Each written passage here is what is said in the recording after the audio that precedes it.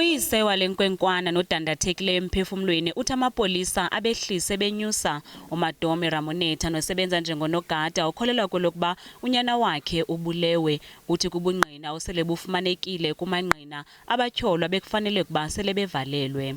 When I used to call investigating officer, he keep on saying, "My brother, I'm so busy. Your son is not so special. I've got so many cases. Just wait. I'll come back to you." Till today, from March till today, I'm still waiting for them.